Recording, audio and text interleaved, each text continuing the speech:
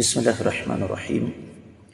معزز خواتین و حضرات، اللہ تعالیٰ کی زمین پر انگنت لا تعداد اور بے شمار جانور ہیں، لیکن رب کائنات نے قربانی کے جانوروں کو خصوصی طور پر اہمیت دی اور ان کی تکریم کرنے کا حکم دیا۔ کیوں؟ یہ ہے وہ سوال جس کا جواب آج ہم اللہ تعالیٰ کی پاکیزہ کتاب قرآن مجید سے حاصل کرنے کی کوشش کریں گے۔ آئیے سب سے پہلے آیت مبارکہ کی تلاوت کرتے ہیں۔ ذَلِكَ وَمَن يُعَظِّمْ شَعَائِرَ اللَّهِ فَإِنَّهَا مِن تَقْوَى الْقُلُوبِ۔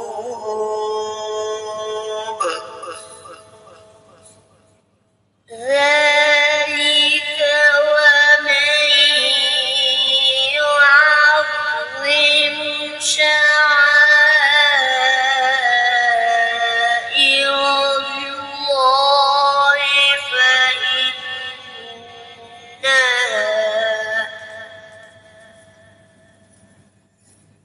فَإِنَّهَا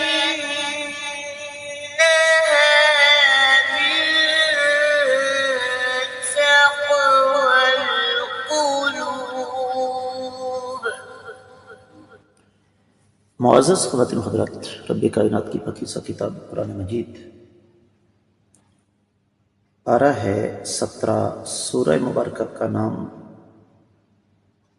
الحج، آیت مبارکہ ہے 32۔ رب کائنات فرماتے ہیں ذالکہ، یہ ومن یعظم، اور جو عظمت کا اعتراف کرے، شعائر اللہ، اللہ تعالیٰ کی نشانیوں کی، فإنہا، بس بے شک وہ تو، من تقوی القلوب، دل کی پرہیزگاری میں سے ہے۔ بامحاورہ ترجمہ سماعت فرمائیے گا۔ یہ معاملات تو اس لیے ہیں کہ جو بھی اللہ تعالیٰ کی نشانیوں کی عزت اور احترام کرے، یہ اس کے دل کی پرہیزگاری کی وجہ سے ہے۔ معزز خواتین و حضرات، امام ابن کثیر رحمۃ اللہ علیہ اس آیت مبارکہ کی تفسیر بیان کرتے ہوئے ارشاد فرماتے ہیں کہ یہاں پر شعائر اللہ سے مراد اللہ تعالیٰ کے احکامات ہیں، اور فإنہا من تقوی القلوب، اس سے مراد یہ ہے کہ جو شخص بھی رب کائنات کی طرف سے مقرر کردہ ان قربانی کے جانوروں کا احترام کرتا ہے، یہ دراصل رب کائنات کا خاص فضل و کرم ہے۔ اس کی وجہ یہ ہے کہ اللہ ملک العلم رب الجلال والاکرام توفیقی اسے عطا فرماتے ہیں جو اس کے دل میں اللہ تعالیٰ کا ڈر اور خوف ہوتا ہے۔ پھر سیدنا عبداللہ بن عباس رضی اللہ تعالیٰ عنہ کا قول امام ابن کثیر رحمۃ اللہ علیہ نے نقل فرمایا ہے امام ابن ابی حاتم کے واسطے سے کہ شعائر اللہ سے مراد یہی ہے کہ انسان اس بات کا اعتراف کرے کہ یہ جانور اللہ تعالیٰ کی طرف سے ہے، ایک خاص تحفہ ہے۔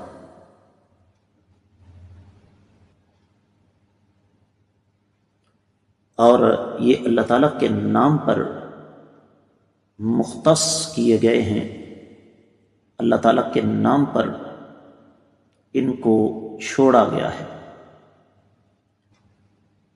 اور یہاں ایک اور بات ابن کثیر رحمۃ اللہ علیہ نے بیان فرمائی ہے۔ صحیح بخاری میں حدیث ہے کہ صحابہ فرماتے ہیں کہ ہم قربانی کے جانوروں کو پال کر انہیں موٹا تازہ کرتے تھے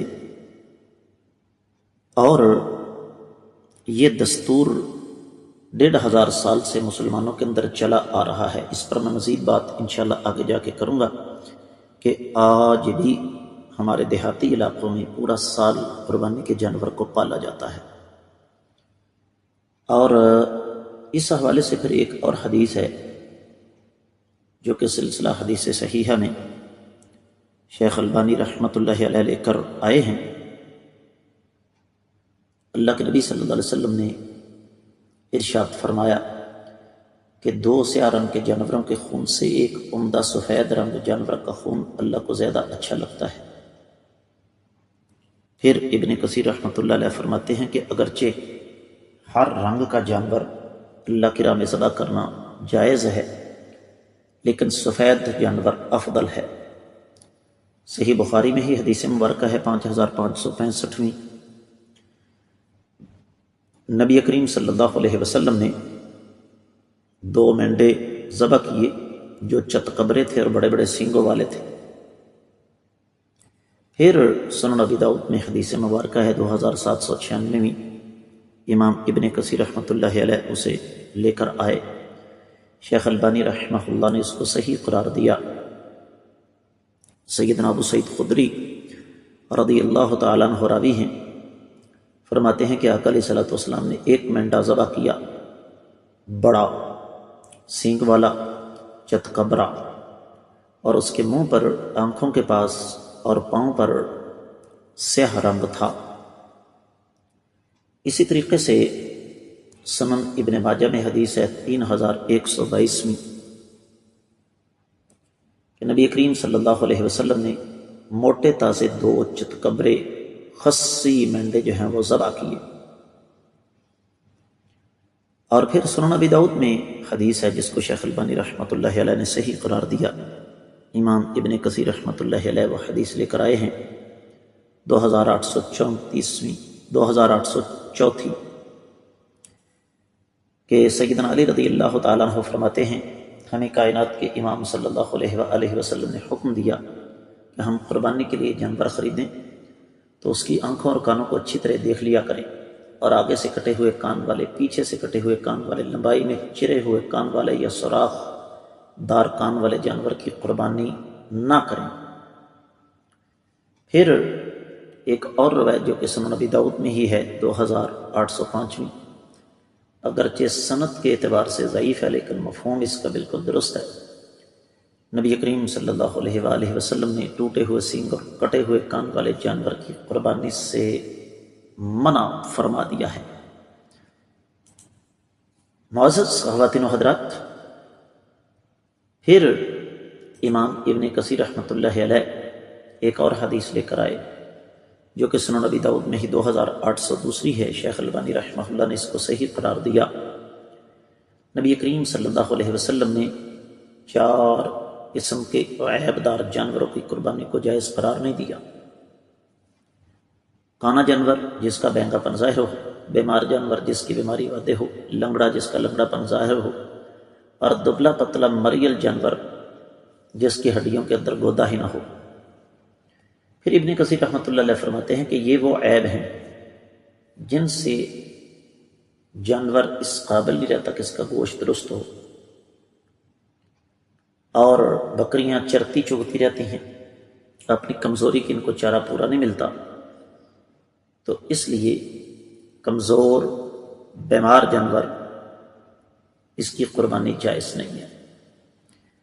پھر سنن ابی داؤد میں ہی ایک اور حدیث بھی ہے، امام ابن کثیر رحمۃ اللہ علیہ اسے لے کر آئے۔ آقا علیہ الصلوۃ والسلام نے جن جانوروں سے منع کیا ان میں سے کمزور جانور بھی ہے۔ اگر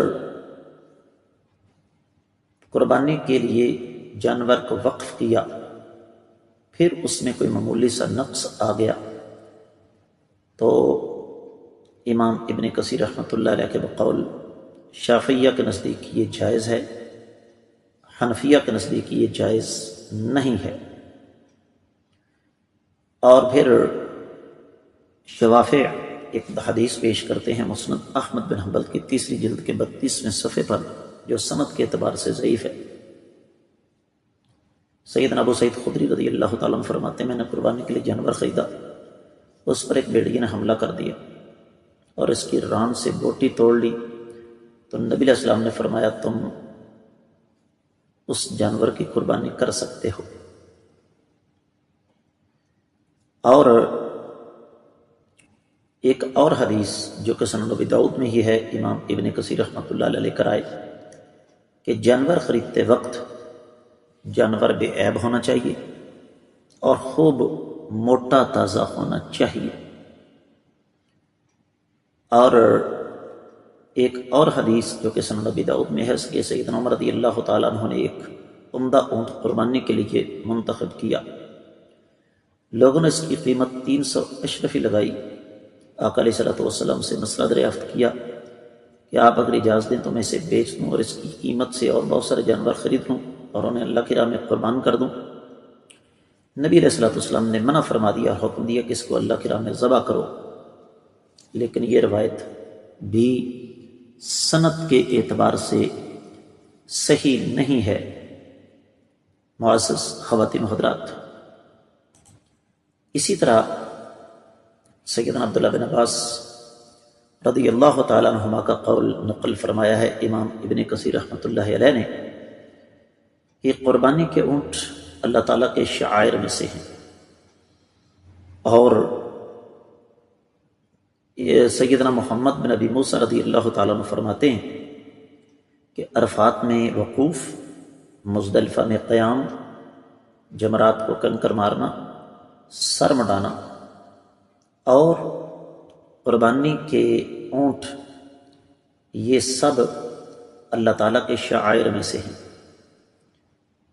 اور سیدنا عبداللہ بن عمر رضی اللہ تعالیٰ عنہ فرماتے ہیں کہ ان سب سے بڑھ کر بیت اللہ یعنی اللہ تعالیٰ کے گھر کی حرمت ہے۔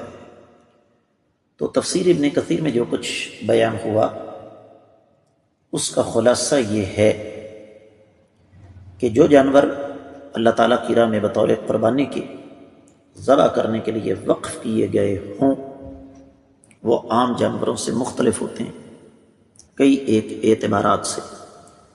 ایک تو روحانی اعتبار ہے کہ وہ اللہ کی راہ میں قربانی کے لیے وقف ہیں، دوسرا یہ کہ وہ بے عیب ہونے چاہیے، اور اس سلسلے میں مزید تفصیلات انشاءاللہ آنے والے سبق میں بیان کروں گا۔ اس آیت مبارکہ کی تفسیر کے دوسرے حصے میں تفسیر ابن کثیر میں جو کچھ بیان ہوا وہ اتنا ہی، معمول کے مطابق آپ لوگوں سے خصوصی طور پر گزارش کروں گا کہ جہاں تک ہو سکے ان اسباق کو صدقہ جاریہ سمجھ کر ہر فورم پر زیادہ سے زیادہ آگے نشر فرمائیں۔ اگر ابھی تک آپ نے ہمارے چینل کو سبسکرائب نہیں کیا تو ضرور کیجیے اور ساتھ لگی گھنٹی کے بٹن کو بھی دبائیے تاکہ روزانہ رات 12 بجے کے بعد تازہ ترین اسباق آپ کو ملتے رہیں۔ فرقہ واریت سے بالاتر خالصتاً کتاب و سنت کی روشنی میں ترتیب دیا گیا یہ چینل اللہ کے فضل و کرم سے خالصتاً کتاب و سنت کی روشنی میں آپ کی رہنمائی کر رہا ہے، جہاں بلا ناغہ آپ کو قرآن و حدیث کے اسباق ملیں گے، جمعے کے خطبات ملیں گے، مختلف اہم موضوعات پر چھوٹے چھوٹے دروس ملیں گے، اور آپ کی طرف سے آنے والے انتہائی اہم سوالوں کے جواب ملیں گے۔